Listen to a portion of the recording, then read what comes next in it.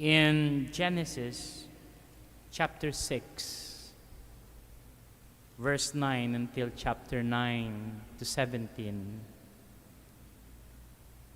tells the story about a man who was asked by God to build an ark.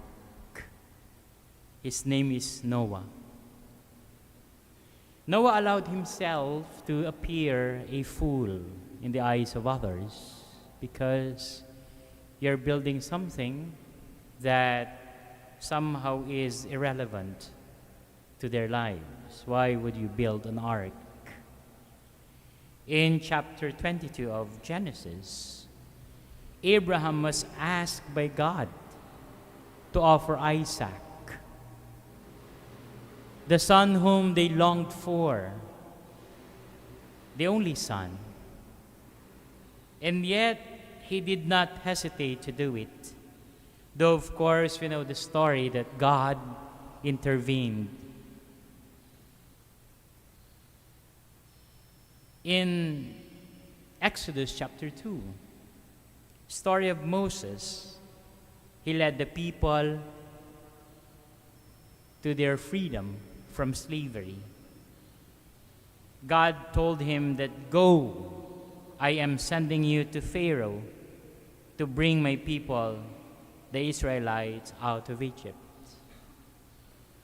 And in Matthew 8, 5 to 13, there was the centurion whose servant was sick.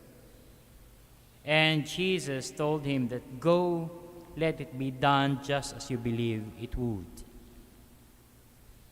In Luke 1:38, Mary said, "I am the Lord's servant.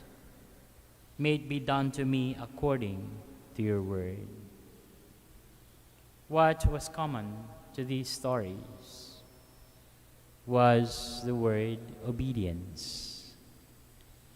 They followed God in His mysterious ways.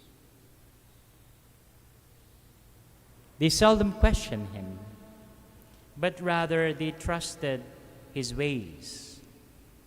Samuel reprimanded the king Saul. Why? Because he disobeyed the Lord. He asked, "Why then have you disobeyed the Lord? Obedience is better than sacrifice, and submission than the fat of rams.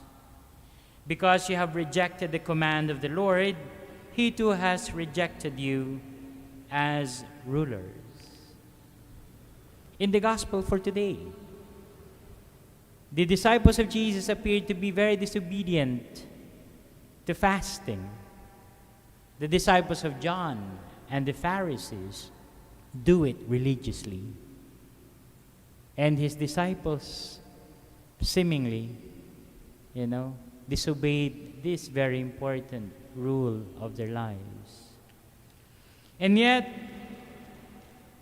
in their disobedience lies actually a faithfulness to a man whom they considered as their master, their leader, and eventually as their God.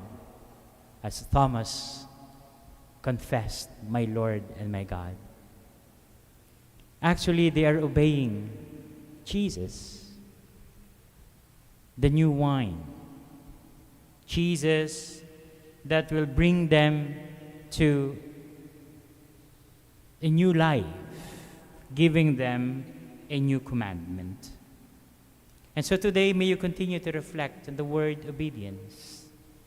Maybe you can put into your mind a father's delight to a son who follow him, or a mother to a daughter, maybe a provincial to his subordinate, or maybe a prefect to seminarians.